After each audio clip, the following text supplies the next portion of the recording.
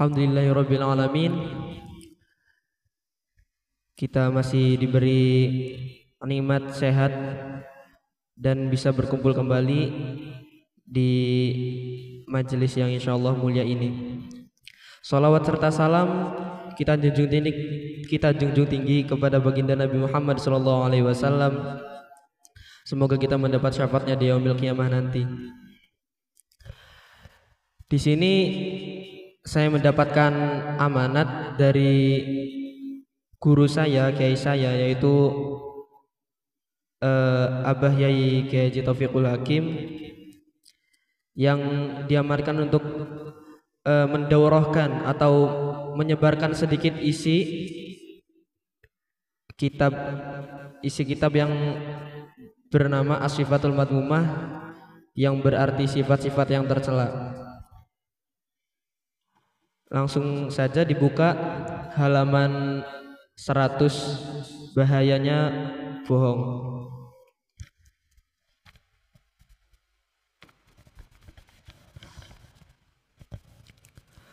Bohong, apakah itu bohong?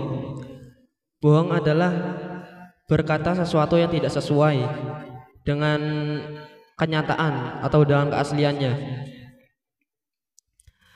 Bohong juga salah satu dosa yang paling dibenci dalam Islam.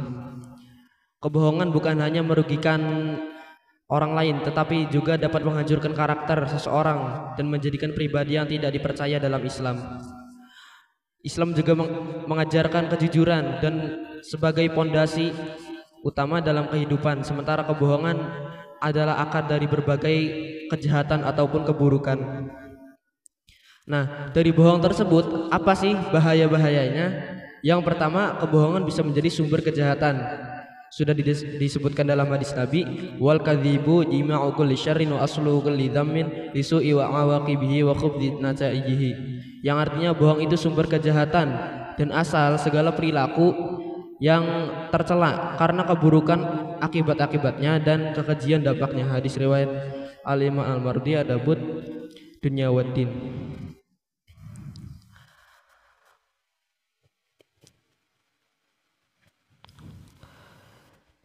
Ya, dari sini jelaskan bahwa sesuatu perlakuan bohong, perilaku yang bohong itu merupakan sumber atau akar-akarnya dari segala perilaku yang kejahatan, dan dari bohong itu bisa menimbulkan keburukan akibatnya dan juga mendapatkan kekejian dampaknya.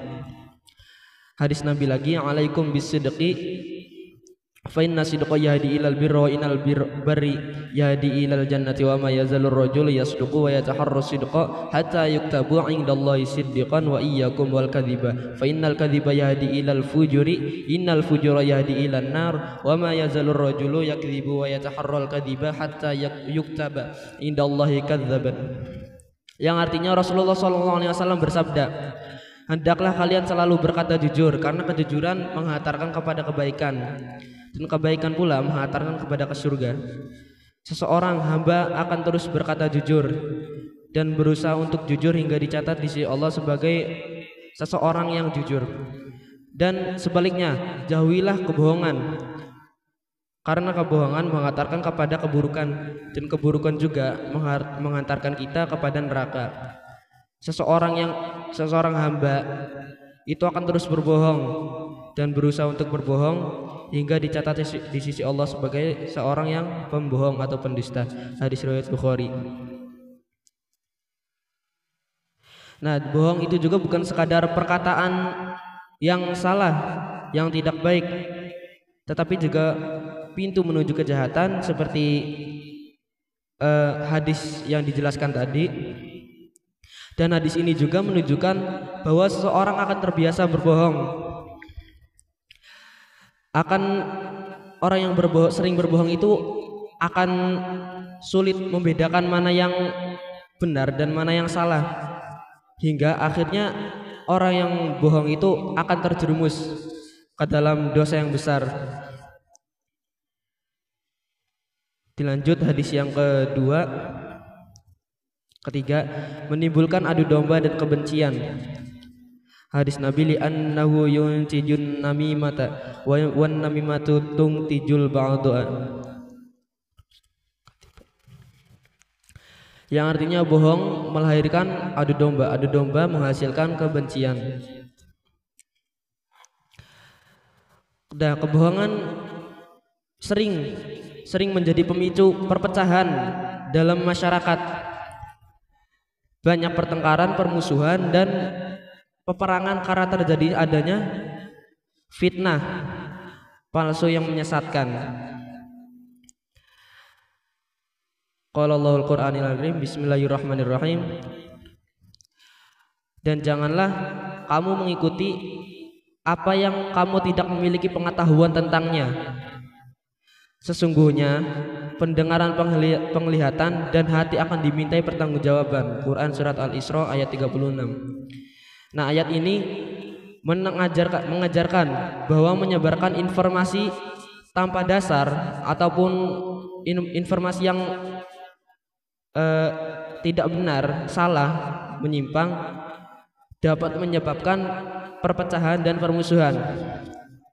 Nah, ini sering terjadi di berbagai tempat atau daerah. Ya, di sekitar kita lah, lingkungan kita itu lumayan banyak orang-orang yang berbohong demi kepuasan dia sendiri. Jadi dia itu semisal tidak senang kepada seseorang. Nah, seseorang tersebut mempunyai teman baik, dia tuh mengenal teman baiknya. Orang tersebut mengasih informasi yang tidak benar ataupun salah kepada teman baiknya si teman baiknya itu akhirnya terpengaruh dengan kebohongannya itu, sehingga persahabatan tersebut itu akan menjadi hancur ataupun ya menjadi perpecahan lah, permusuhan. Nah, itu bahayanya bohong. Dilanjut yang ketiga, penyebab murka Tuhan dan dicatat sebagai hamba pendusta.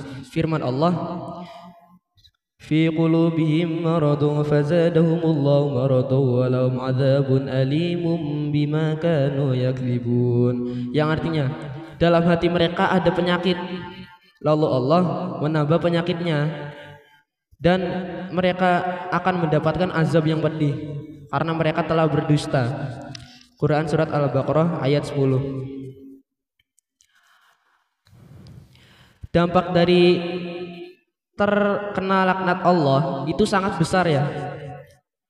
Seperti suka melakukan kejahatan, susah menjalankan berbagai jenis kebaikan, kehidupan yang penuh dengan mementingkan dirinya sendiri, melalaikan orang lain dan berbagai perilaku yang tidak baik lainnya. Rasulullah SAW juga pernah bersabda, ada 3 golongan yang tidak akan diajak bicara oleh Allah pada hari kiamat kelak nanti, dan tidak akan dilihat dan tidak akan disucikan, serta mereka akan mendapatkan azab yang pedih, yaitu yang pertama, orang tua yang berzina, pemimpin yang suka berdusta, dan orang miskin yang sombong. Nah, ini yang sering kita dengar adalah yang nomor 2, pemimpin yang berdusta. Di negara ini kan sedang marak-maraknya tentang pembohongan ataupun korupsi. Nah, itu semacamnya lah, semirip-mirip dengan pemimpin yang suka berdusta, karena dia itu telah dipercaya oleh rakyatnya, namun dia itu tidak adil kepada rakyat-rakyatnya. Dia telah berjanji, ketika saya menjadi pemimpin, menjadi RT, menjadi RT, saya akan gini, saya akan membuat jalan menjadi lurus, semua jalan itu akan diaspal semisal.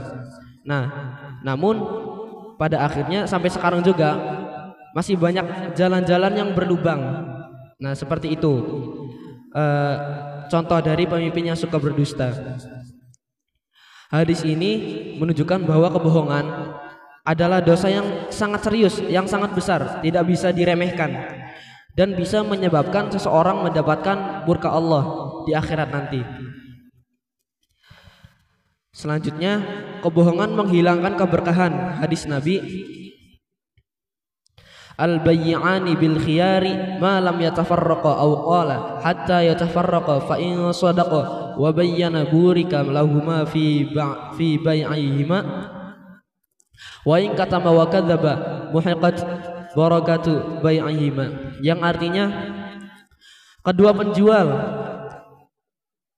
dan pembeli memiliki hak untuk memilih menghentikan transaksi selama mereka itu belum berpisah. Jika mereka tersebut jujur dan menjelaskan barang yang dijualnya dengan baik, maka mereka akan diberkahi dalam transaksinya itu, akan diberi pahala. Namun jika sebaliknya mereka berdusta dan menyembunyikan kekurangan barang, maka berkah dan transaksi mereka itu akan hilang. Hadis riwayat Bukhari dan Muslim. Keberkahan, bertambahnya keberkahan itu bertambahnya kebaikan dalam hidup seseorang, baik dalam bentuk perbuatan, perkataan, akhlak, kepribadian, atau sikap yang dilihat-lihat itu semakin baik. Kehidupan seseorang yang terbiasa berbohong akan kehilangan keberkahannya. Rasulullah SAW bersabda, sesungguhnya kejujuran membawa kepada kebaikan, dan kebaikan pula membawa kita kepada surga. Seseorang yang selalu berkata jujur akan dicatat di sisi Allah sebagai orang yang jujur. Sebaliknya juga, kebohongan itu membawa kepada kemaslahatan, membawa kepada kejahatan, dan kejahatan juga membawa kepada neraka. Nah, di sini dijelaskan bahwa kan ada penjual dan ada pembeli. Nah, jika si penjual tersebut menjelaskan barangnya itu dengan jelas, tidak bohong, dengan ya sebenar-benarnya lah, dan si pembeli tersebut membayarnya dengan jujur, maka dalam transaksi tersebut itu mendapatkan keberkahan seperti yang dijelaskan Rasulullah tadi, dan bisa menghentikan transaksi selama mereka tersebut belum berpisah. Nah, ini semisal kita membeli sesuatu dan si penjual tersebut ternyata berbohong ataupun curang dalam memberikan dagangannya. Nah, itu kita tersebut bisa menghentikan transaksinya atau tidak jadi membelinya. Namun jika seorang penjual dan pembeli tersebut menyembunyikan kekurangan barangnya, itu berkah dari transaksi tersebut akan hilang.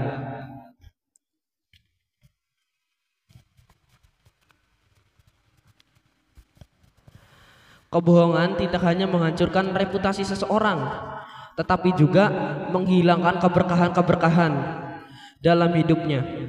Orang yang sering berbohong akan sulit sekali mendapatkan kepercayaan, dan rezekinya pun tidak akan penuh berkah. Jadi orang-orang yang berbohong itu seringnya kan dia itu sering berbohong. Jadi orang-orang menyangkanya dia itu semisal menyampaikan sesuatu, orang-orang melihat dia menyampaikan itu, wah ini bohong ini, karena dia itu sering berbohong. Jadi orang-orang melihatnya itu, wah dia sedang berbohong, Ini apa, hoax-hoax lah gitu. Nah, kesimpulannya, bohong bukan hanya sekadar dosa kecil, tetapi juga akar dari berbagai keburukan dalam kehidupan Islam.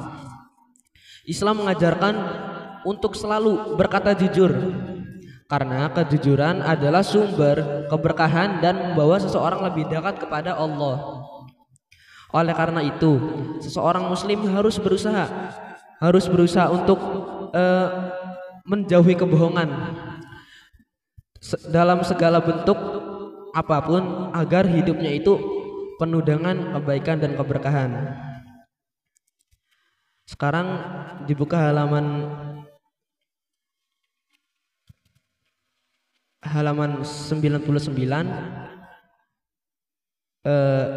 syair bahayanya bohong.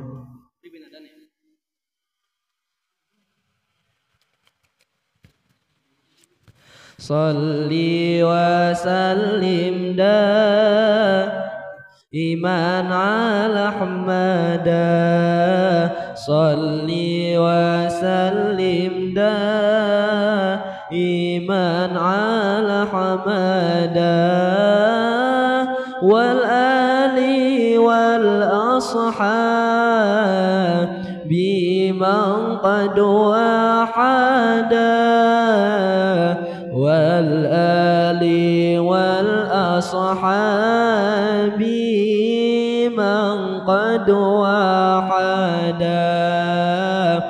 Kebohongan jadi sumber kejahatan, menimbulkan adu domba kebencian, bohong penyebab murka Allah Ta'ala, dicatat sebagai hamba yang pendusta. Kebohongan menghilangkan keberkahan, kebohongan menghantarkan keburukan ke neraka. Kebohongan menghantarkan, ini sabda utusan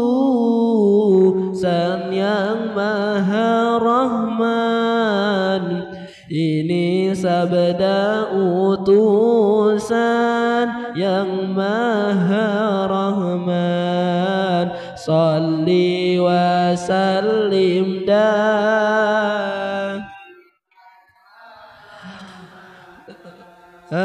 Shalli wa sallim daiman ala Ahmada, wal ali wal ashabi man qad wahada, wal ali wal ashabi man qad wahada. Alhamdulillahirabbil alamin. Pembahasan tentang sedikit isi kitab dari Asyifatul Madhumah telah terselesaikan. Anggap saja kitab ini telah khatam. Alhamdulillahirabbil alamin. Mohon maaf atas segala tutur kata yang saya sampaikan. Apabila banyak salahnya, mohon dimaafkan. Sekian dari saya. Assalamualaikum warahmatullahi taala wabarakatuh.